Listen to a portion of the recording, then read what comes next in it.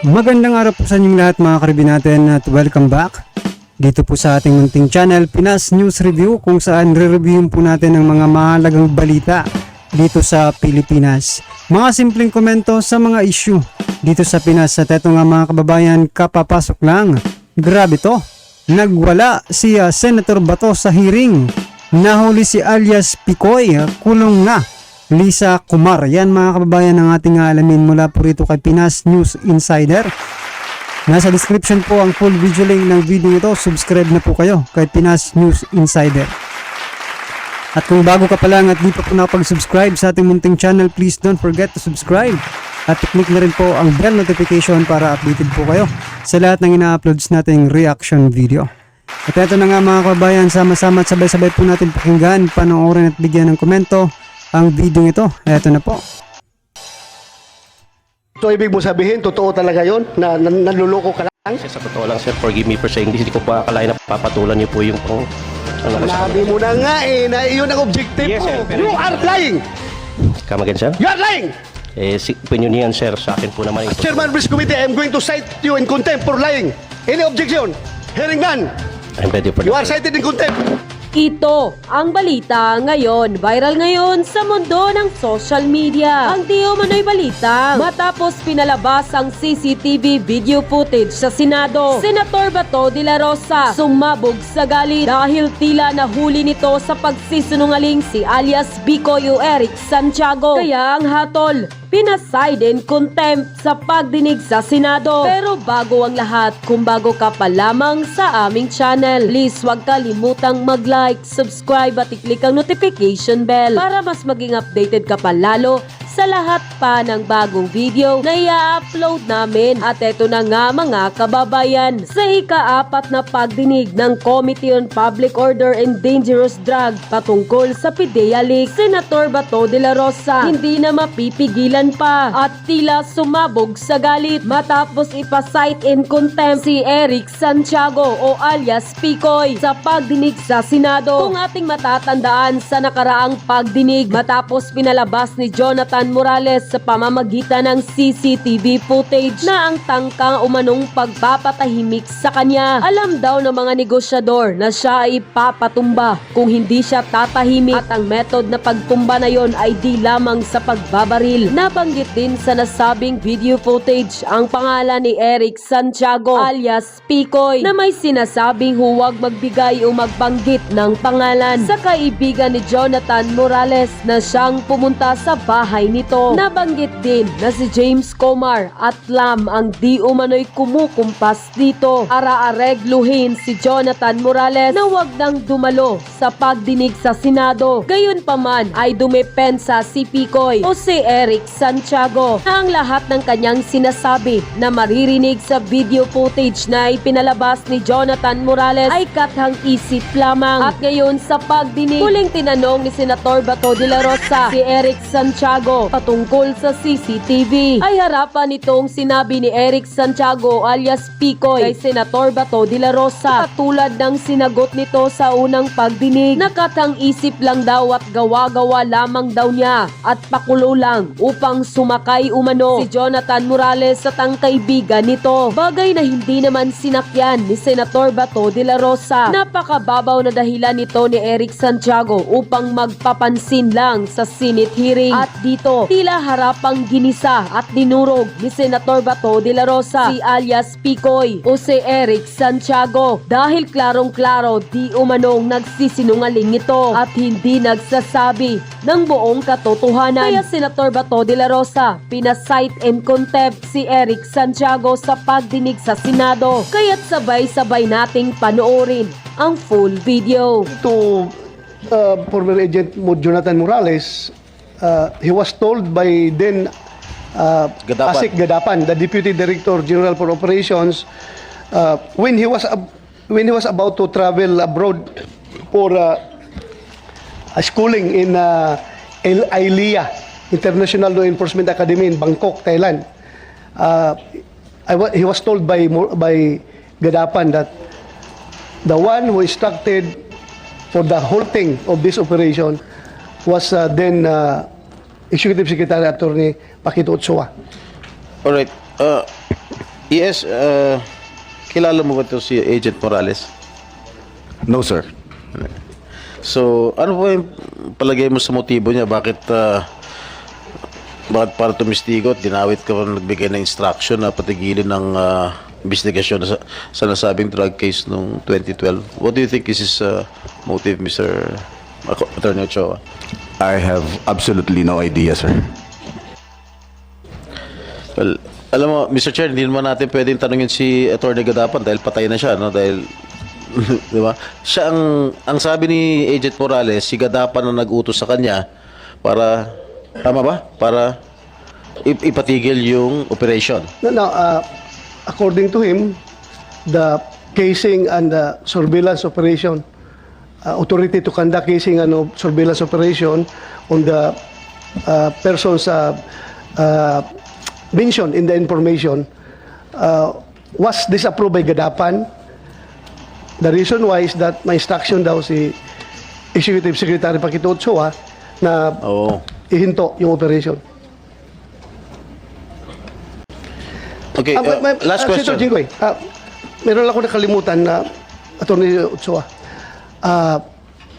About kakalat sa social media about most law firm. Pero sinasabi na yung most law firm daw is ang M stands for Marcos, O is for Ochoa, and S anti I don't know. Serapio and Tan. Serapio and Tan.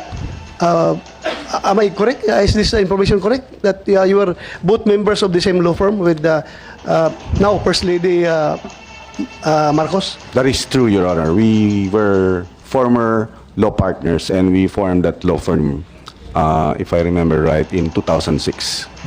But when I got appointed as Executive Secretary, I have to withdraw from that law firm in 2010. Yeah, because there were insinuations. Ito naman ay insinuations lang na kaya daw nagkaroon ka ng interest na ipahinto yung operations because, again, you were influenced by your partner in the law firm. Those are insinuations lang. So we want to hear from you about this. Yun lang, kinukonfirm ko lang sa'yo. Oh, that is not true, Your Honor. Thank you for that answer. Ay nako, mga kababayan, wala pa talagang aamin dyan, di ba? Kahit tanungin mo yan, hindi yan aamin, mga karibin natin. Pero at least nagka-idea po yung taong bayan, di ba? Kung bakit gano'n ang nangyari, di ba? Okay, may idea na po tayo mga karibin natin kung bakit na pinigilan, na idinidinay ngayon, no? Pinigilan ni Executive Secretary. Dahil pala magkakilala nga sila ni Lam, no? At magkaisa po sila ng firm. So yan mga kababayan, may idea na po tayo. Though it's not verified na nga di ba? It's a verified information na galing sa kanila. Siya mismo umamin na magkatrabaho sila. Ngayon, nasa taong bayan na lang po yung kung maniniwala yung taong bayan na, di ba, wala siyang kinalaman doon sa pagpapa-stop, no, ng pre-ops na yon or operation na yon. Salamat, sir.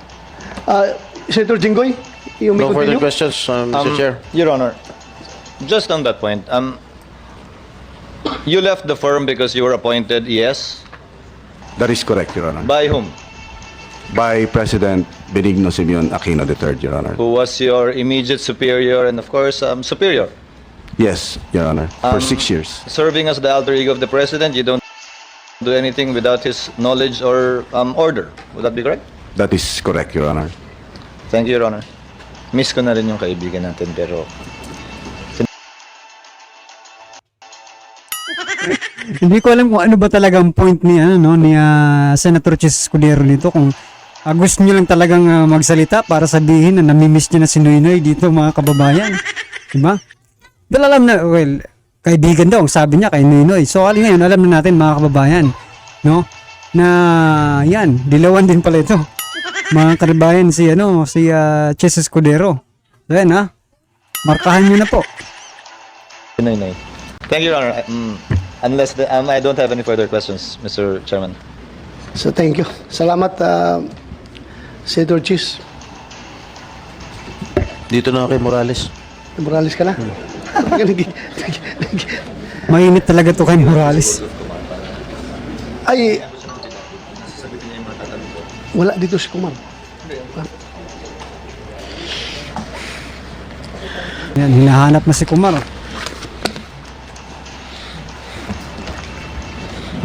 Yung lawyer ni Kumar nandito?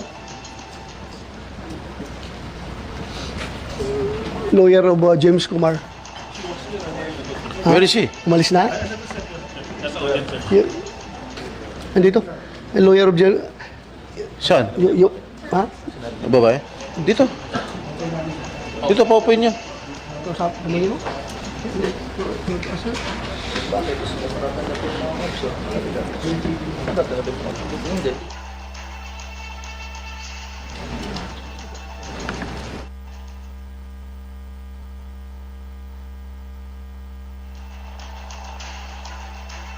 We can ask the lawyer of Mr. Kumar. Attorney Paquito Ochoa, sir, you want to say something aside from the answers that you have given us?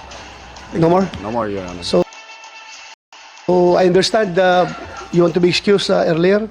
That is correct, Your Honor. If, Okay. if that is allowed. So if set that. no more questions coming from my colleagues, thank you. Let Your him- excuse. Let him Thank you, Your recover from his COVID. Ha? Nag-handshake na ako sa kanya kanina. Ha? May Pero, COVID pala so ito. negative ka na. Ha? Negative ka na. sir. Mag-ingat Negative kayo, ka. may COVID pala Okay, yan. Thank you. Thank you. Thank you.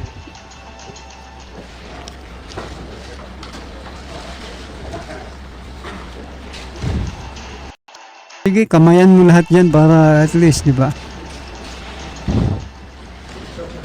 Iikutin yan, mga kababayan. I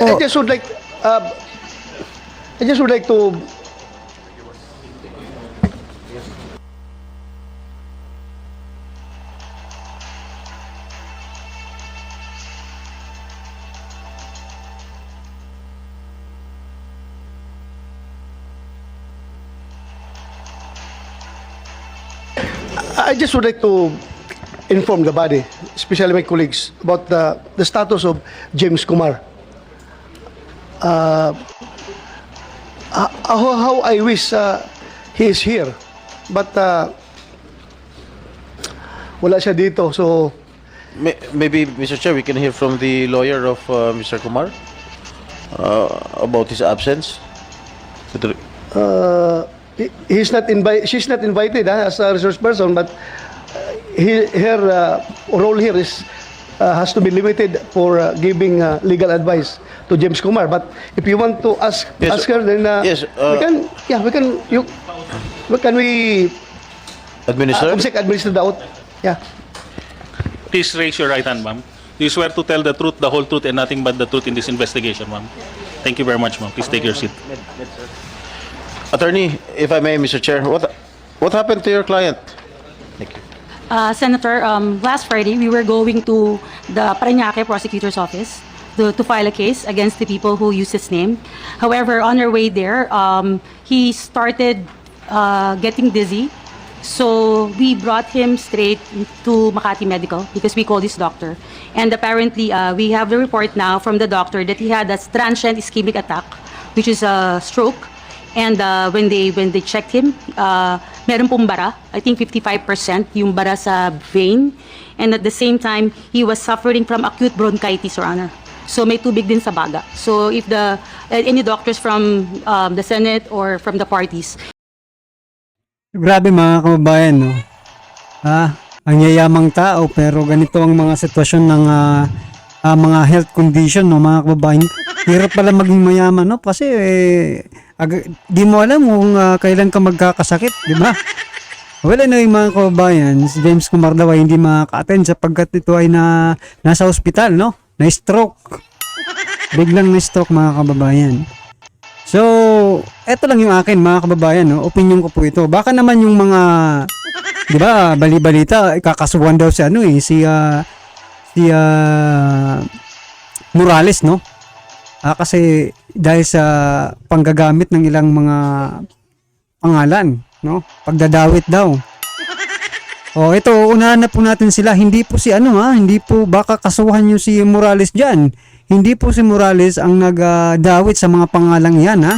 Diyan kay Lama, Kumar, James Kumar, kundi po itong si Picoy, no? Walang ibang dapat makulong dito kung di si Picoy, mga kababayan. O, inuunahan na lang natin, baka, di ba? Kay Picoy po nagsimula yung mga pangalang yan na Lam at saka James Kumar. So, well, anyway, mga kababayan, ano pong inyong reaction? At dito nga, no, ano na si Senator Bato. Nagalit na dito sa continuous na sisinungaling ni Picoy. Yan na. Well, sa palagay nyo po, eto, na ano ko lang na ano ko lang mga karibin natin, na wala talagang mangyayari dito sa hearing. Kasi, unang-una, wala, nagsira-siraan na si Picoy. So, what's the point of ipatawag pa yung iba? Diba? Doon pa lang, tinapos na ni Picoy. Tinapos na. Sabi niya, ako na ang may kasalanan. Huwag niyo na silang pakialaman. Parang ganun yung diba? Hanggang dito lang sa akin. Wala nang iba. Parang full guy din itong diba? Si Picoy. So, well, anyway, mga kababayan, ano po ang inyong reaction dyan sa ni Chairman Bato de la Rosa sa pag-content kay Picoy? At dito nga sa hindi pag-attend ni James Kumar dito sa hearing na ito. Well, gusto talagang umattend din ni James Kumar, no? Through virtual. Kaso nga lang hindi pinayagan kasi nasa hospital nga, baka, diba? Saka ka-stroke lang, baka matuluyan Kaya hindi na pinayagan ni Senator Bato de la Rosa. So yan, mga kababayan, ano naman po yung reaction, komento, or opinion patungkol po sa video nito, ay comment lang po sa baba para at isa lang po ng ating mga kababayan ang inyo pong nararamdaman, reaction patungkol po sa video nito. Right? Kung bago ka pa lang at di pa po napag-subscribe sa ating munting channel, please don't forget to subscribe at i-click na rin po ang bell notification para updated po kayo sa lahat ng ina-uploads nating reaction video. Yan, maraming salamat po.